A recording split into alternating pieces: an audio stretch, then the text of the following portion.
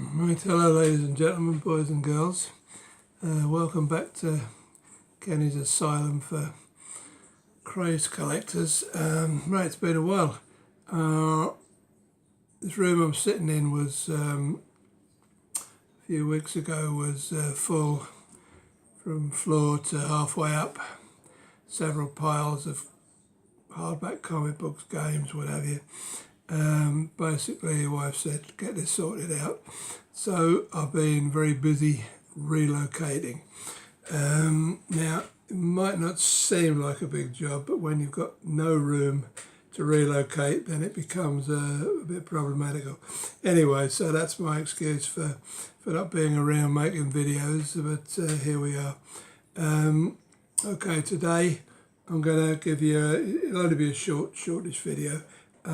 Quick look at some stuff that I've picked up since we did the last pickup video. So, without any further ado, we'll get straight in. Right, so we'll start off as usual with.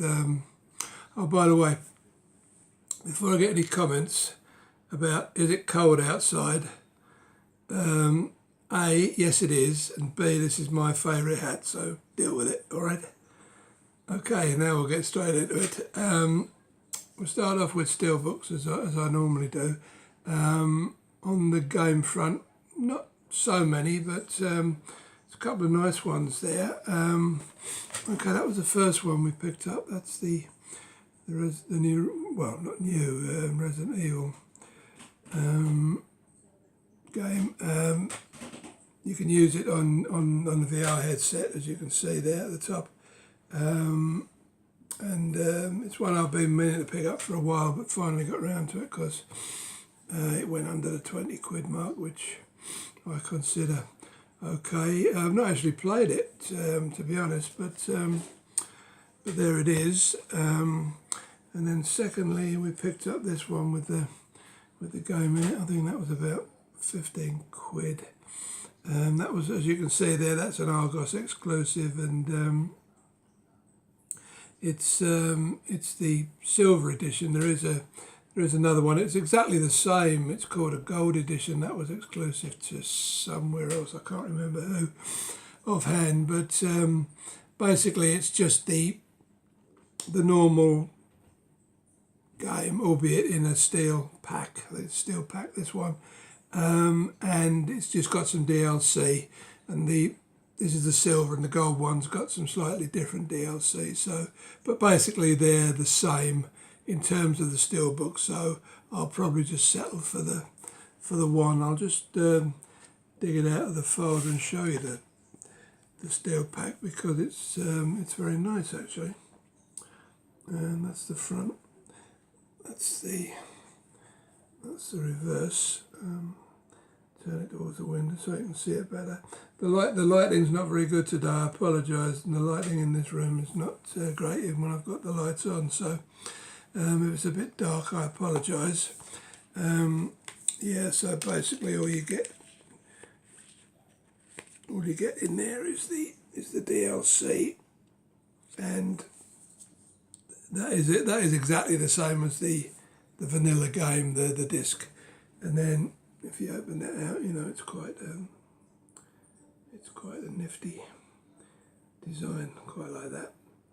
As I say, I don't make any distinction between the steel packs and the Steelbooks these days, because they're both the same to me. I mean, the Steelbook aficionados will tell you that they're no good at all. Steel packs, won't buy them. I don't care. Okay, now this is, you'll have heard me mention this before, that I have some friends in game who give me blank Steelbooks from time to time. These are the ones that come as separate from the game, so they can be either pre-order bonuses or the retail version just comes with the Steelbook and then the game sealed in with it. This is one such. So once again, my thanks to our friends at Game. It's one that I didn't even know was out, to be honest. So it must be fairly Must be fairly new. Usual boring reverse on these type of things. But yeah, I mean, as Steelbooks go, that's quite nice. And then last but not least, I just got this morning, and I was very pleasantly surprised. This is a Steelbook for Ni no Kuni 2. Now, I haven't done my research here. I'm getting very lazy these days when it comes to researching things. But either this is blank, by the way, it doesn't have the game in. So I mean, it was one of those eBay jobs where it was up for £8, and the person who was selling it had made me an offer, so I made an offer for £6, and we settled at £6.75 in the end, which I thought for such a nice Steelbook. I mean, even the back's quite nice if you can see it in the light there, and the front cover's absolutely beautiful. I do like that. As I say, it's got no game in with it, but for £6.75, I'm not complaining. As I was saying before, I haven't done my research, so I don't know if it's part of a collector's edition or whether it just came, as with the wrestling game, whether it just came packed as a separate item for the vanilla game. But yeah, I like that. Lovely. And then I'll just show you these couple. I've just picked these up. As you know, I'm a big Destiny fan. I mean, Destiny 2 is a hobby for me. It's not a game.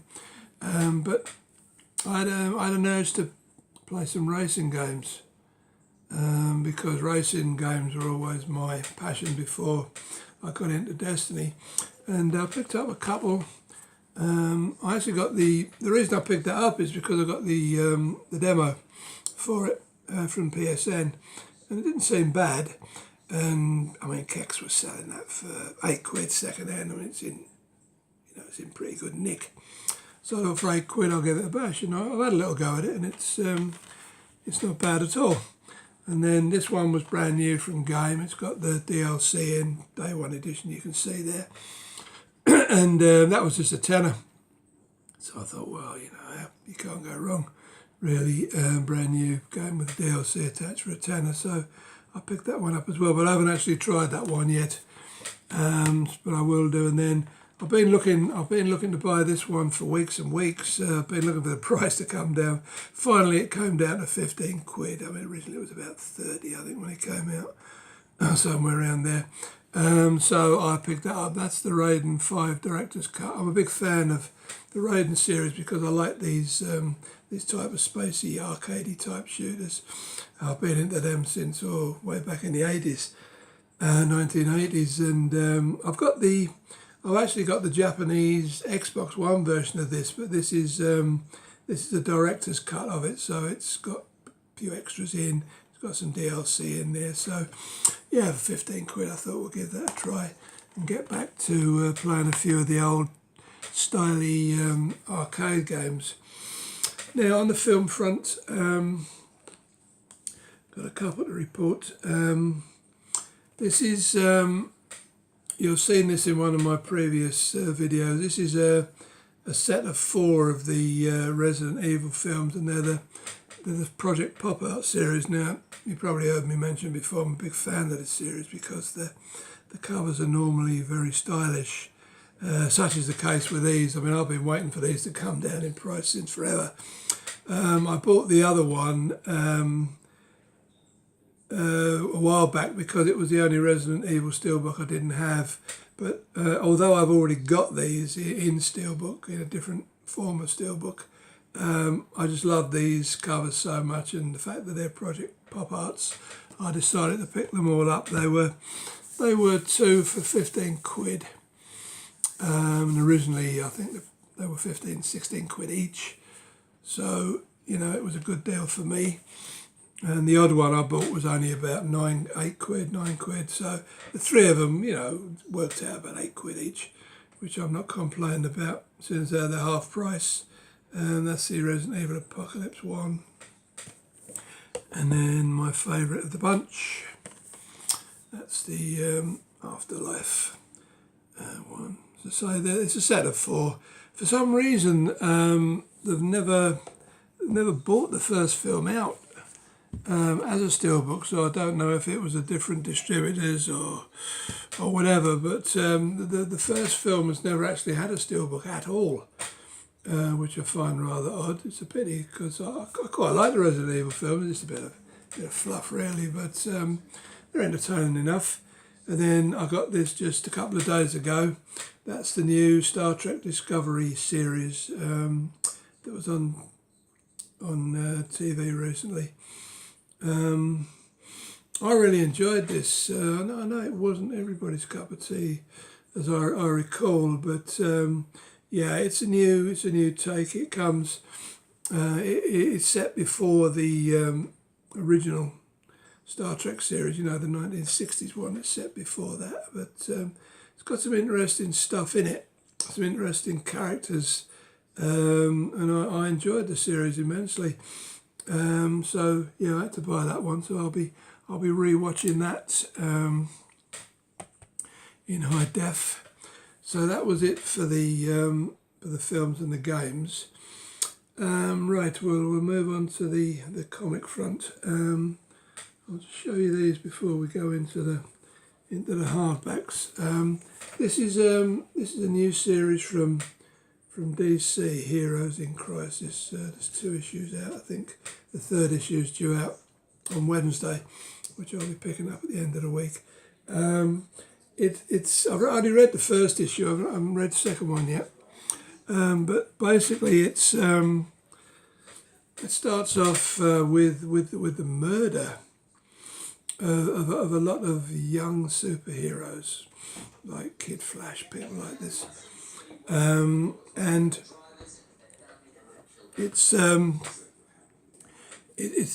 a place called Sanctuary that's been made for troubled young superheroes. It's been set up by Batman, Superman, and a few more, and they go there and they find that all of the young superheroes have been murdered, which is kind of a bit of an eye opener for a 1st issue, you know. So I'll be interested to see where that one goes. It's also got Harley Quinn and Booster Gold in as main characters, and I think there's something to do with it, or at least one of them is something to do with these murders. So we'll see where that one goes. And then I bought this one because it's one of my all-time favourite artists, Sam Keith. I mean, you can see it's a bit odd, the artwork in terms of superhero, than what you normally get for superhero comics. But there you go, that's Sam Keith. I love both of those covers. I think it's maybe I don't know, it's a 4-issue series, but yeah, I haven't read that one yet, but I just bought that because I love Sam Keith. And then this is an interesting new series that's come along recently. It's there's a lot of Batman related ones, but there's also other characters that they've done these for. But they're called Unwrapped, and basically what they are the comic books, but they're just shot from the original pencils, so you've got no inking or colouring attached, because very often, you know, that can kind of, not so much these days with the new printing techniques, but the inking and the colouring can sort of muddy artwork somewhat. But in these, you've just got the original pencils. This particular one was the R.I.P. series that Grant Morrison did after Batman had disappeared this few years ago now. But yeah, I mean, I'll be buying some more of those because there's quite a few in the series. And I also picked up this one. That was one of my favourite artists, as I've told you in the past, Alex Ross. That was a 12-issue series that he did quite a few years back now. I've read it, but I've read so many comics that sometimes things become a bit vague It's yeah, it's basically it's, I think it's an Elseworld comics series. I mean the original ones had 12 lovely covers. Unfortunately, I think they're probably reprinted inside, but yeah, I mean I would buy it just because it was Alex Ross. And then this is an interesting one. Here again, Bill Sienkiewicz. I'm not sure how you pronounce his name. I'll call him Sienkiewicz, but it might be something different. This is an art book, but it was not so much an art book. It's more a sketchbook. I'll just try and find a couple of decent examples. There you go. See that all right? Daredevil and Elektra there. Yeah, it's a sketchbook, but it was done for one of these American conventions. It was quite expensive. It was 30 quid, but because they weren't printed in any great numbers, and because you're not going to see many of them on this side of the Atlantic, I decided to go for it because the cover's so blinking nice as well. Shame about the rear, but yeah, I just bought that on a whim because I like Bill Sienkiewicz, and secondly, it's probably going to be, a collector's item of the future, I would imagine. So that's something else we picked up. And then last but not least, this is a nice hardback book about the Arkham universe, that they did games for recently. I don't know how many they did. I can't even remember. I always get confused with the titles, but it was quite a long series that they did about the Arkham universe, and that's the visual guide from it. Just show you a couple of examples here.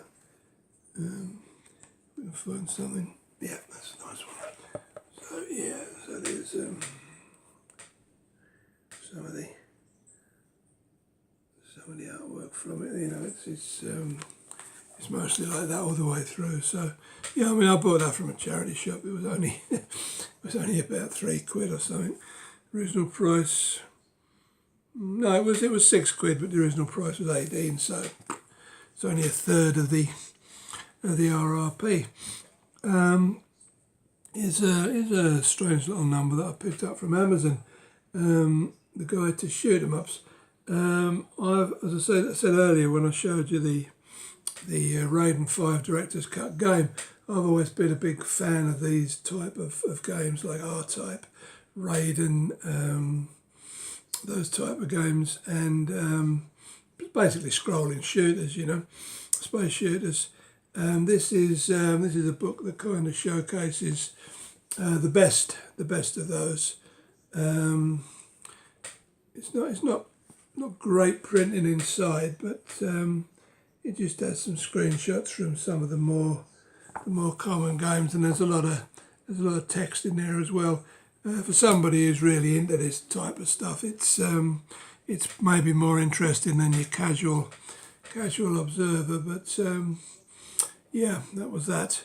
Now these next couple of items I'm going to show you are quite interesting. If you recall, any of you who subscribe and watch the videos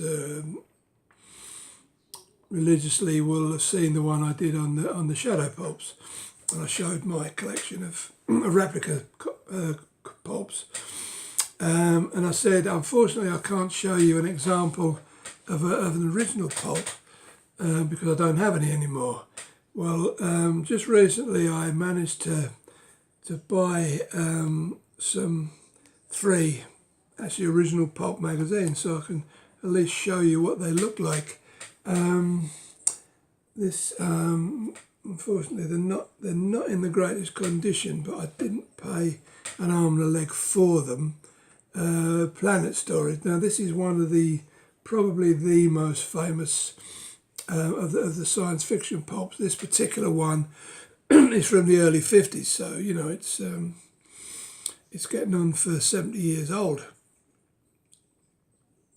And unfortunately, the three that I bought, the insides are perfectly okay. As you can see, this is the cheap pulp newsprint that gave the pulps their names.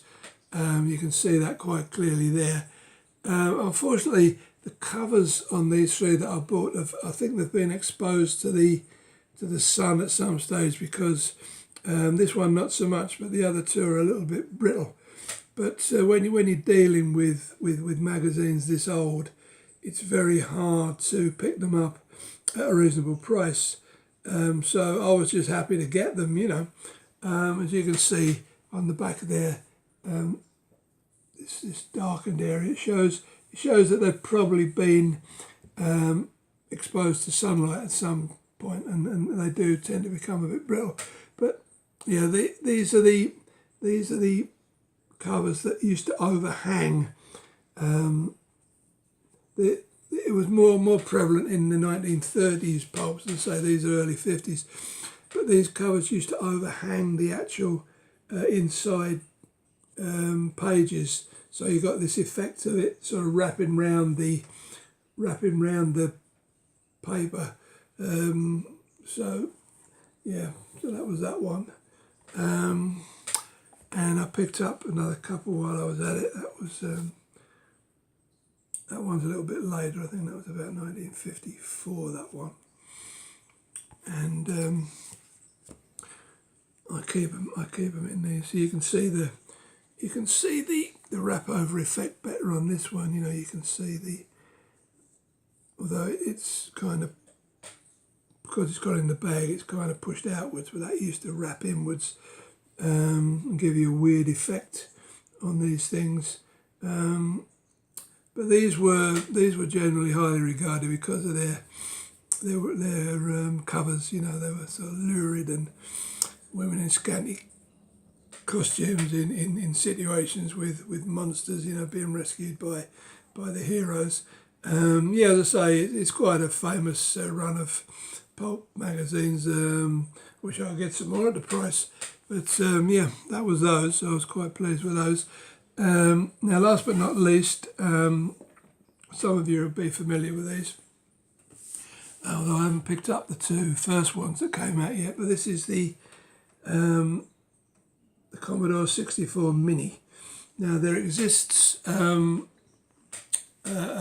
NES Mini, Nintendo NES, the original NES console, and also there's one out for the Super Nintendo, the SNES, which I will be picking up at some point. But basically, these are little sort of like mini representations of the original console with a joystick, and you just plug them in to your telly. They've got a HDMI connection on them. Just plug it in, and you can just play old games on a modern telly. You know, they're jazzed up a bit, so they're not as grainy as they used to be when you played them in the 1980s. But yeah, that was that. I'll just show you.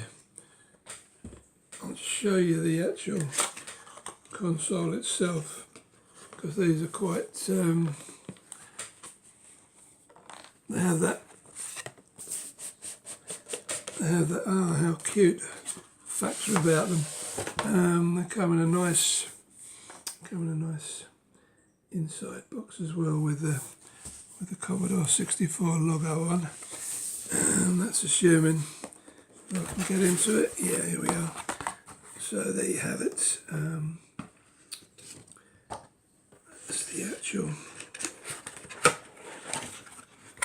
the actual console. Isn't it cute? I had one of these way back in the mid 80s or latter 80s, I can't remember.